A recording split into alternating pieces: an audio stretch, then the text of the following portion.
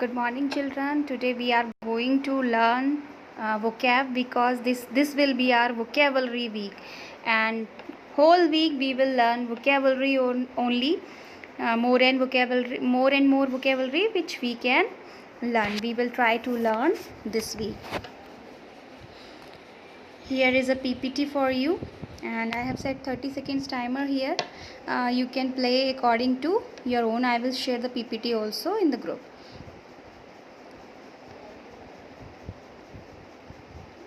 Idiomatic expression हमारा topic है idiomatic expressions. What are idiomatic expressions?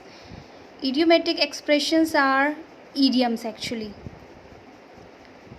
What is an idiom? An idiom is a phrase where the words together have a meaning that is different from the dictionary definition of individual words. Idioms वो होते हैं जिनके words अलग होते हैं और उनका meaning कुछ और निकलता है. ये क्या करते हैं? ये हमारी लैंग्वेज को ब्यूटीफुल बनाते हैं. हिंदी में इनको हम मुहावरा कहते हैं. यहाँ एक्सप्लेनेशन दी है. Idiomatic expressions are used in communicating यानी बातचीत वार्तालाप में हम इडियम्स का यूज़ करते हैं. They add charm to language को चार्म ब्यूटीफाई कर देते हैं इडियम्स. हिंदी में बहुत सारे मुहावरे आप लोगों ने पढ़े होंगे. अब धीरे धीरे हमको इंग्लिश के बहुत सारा कलेक्शन करना है मुहावरों का. Let's see here common idiomatic phrases and expressions. Common में भी बहुत सारे आते हैं. Hundreds of idioms are available in English. हम कुछ का करेंगे. You can see I have given 5 here. First है a penny for your thoughts. Add insult to injury. Once in a blue moon. See eye to eye. Hear it on the grapevine. Miss the boat. इनके meanings मैंने यहाँ दिए हुए हैं. First है a penny for your thoughts. इसका meaning होता है asking someone what are they thinking about. अगर कोई इंसान कुछ सोच रहा है तो उसका मतलब है हम कहेंगे a penny for your thoughts. Add insult to injury. इसका हिंदी में जो एक मुहावरा है ना, आग में घी डालना, उसी का इंग्लिश एक्सप्रेशन है ये. To make a bad situation worse. एक बुरी स्थिति को और बुरा बनाना यानी आग में घी डालना. इसके बाद है once in a blue moon. When something happens very rarely. आपको जो याद करना है ना, इनको इंग्लिश में हिंदी दोनों में याद करना है. Once in a blue moon का मीनिंग होता है कोई भी ऐसी चीज़ जो बहुत कम होती है, बहुत कम टाइम में होती है. उसके बाद है सी आई टू आई. इसका मीनिंग देखते हैं. सी आई टू आई मीन्स अग्री करना. किसी की बात से अगर हम सहमत हैं तो हम सी आई टू आई करेंगे. इसको बायलेटरल यानी पॉलिटिकल रिलेशंस में ज़्यादातर यूज़ किया जाता है. उसके बाद है next hear it on the grapevine. This means to hear a rumour. Grapevine का मीनिंग होता है एक मुंह से बात दूसरे मुंह गई और दूसरे मुंह से तीसरे मुंह, यानी र्यूमर, अफवाह. This means to hear a rumour. Next है miss the boat. This idiom is used to say that someone missed his or her chance at something. Miss the boat यानी किसी अवसर को, अपॉर्चुनिटी को मिस कर देना. आपको इन सब के मीनिंग इंग्लिश में ही लर्न करना है और इनका सेंटेंसेस में यूज़ करना है. एक दो मैं आपको यूज़ करके बताऊंगी, बाकी आप इनका मीनिंग याद करके यूज़ करेंगे. नेक्स्ट देख लेते हैं. Few more are there. Kill 2 birds with 1 stone. Hindi में कहते हैं ना एक तीर से 2 शिकार करना, ये वही है. Kill 2 birds with 1 stone. On the ball. Cut corners. To hear something straight from the horse's mouth. Cost an arm and leg. The last straw. इसका मीनिंग देख लेते हैं सबका. Kill 2 birds with 1 stone means to do 2 works at a time. एक time पर 2 काम करना. On the ball.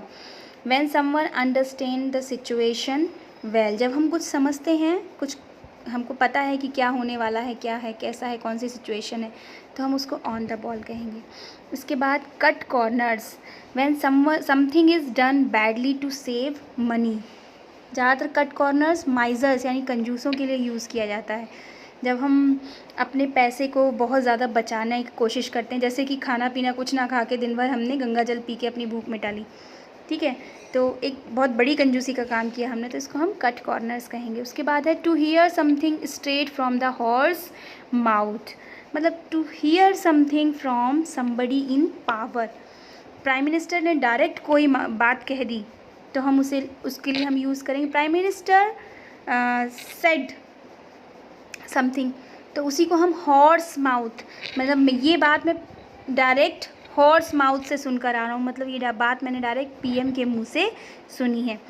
हमको याद रखना मीनिंग्स का यूज़ नहीं करना होता है, हमको ईडियम का, मुहावरे का यूज़ करना होता है सेंटेंस में।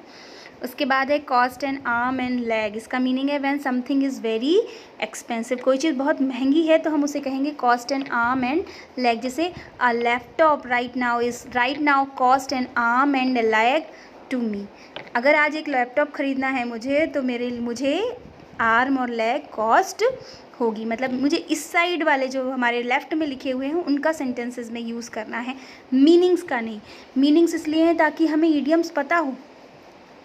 द लास्ट स्ट्रॉ, इसका मीनिंग होता है the final problem in a series of problem. The last straw का मीनिंग फाइनल प्रॉब्लम, हम बहुत प्रॉब्लम में फंसे हुए हैं और कोई प्रॉब्लम हमारी आखिरी रह गई तो हम उसको कहेंगे द लास्ट स्ट्रॉ।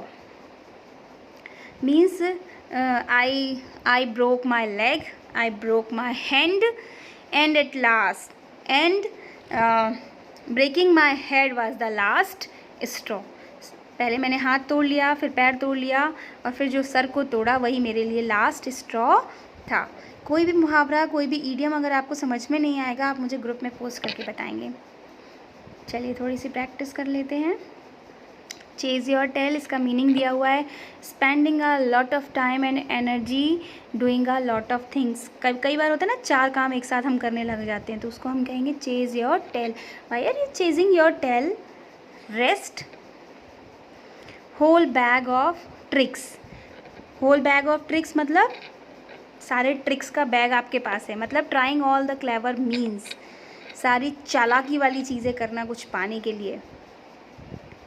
इसके बाद नेक्स्ट है deliver the goods. To deliver the goods का मीनिंग प्रॉमिस को, अपना प्रॉमिस पूरा करना। Fine tooth comb. Fine tooth comb का मीनिंग किसी सिचुएशन को बहुत ध्यान से समझना, एग्जामिनिंग समथिंग केयरफुली, किसी चीज़ को बहुत ध्यान से देखना। इसके बाद नेक्स्ट है explore all avenues, trying out every possibility to get a result.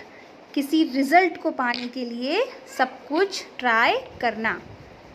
Gate the show on the road, putting up a plan or idea into action. Means किसी काम को करने के लिए उसको जॉट डाउन करना। Think on your feet, adjusting quickly to changes and making fast decisions. Adjusting quickly to changes and making fast decision मतलब कोई तेज़ी से डिसीजन करना। Sail through something, being successful इन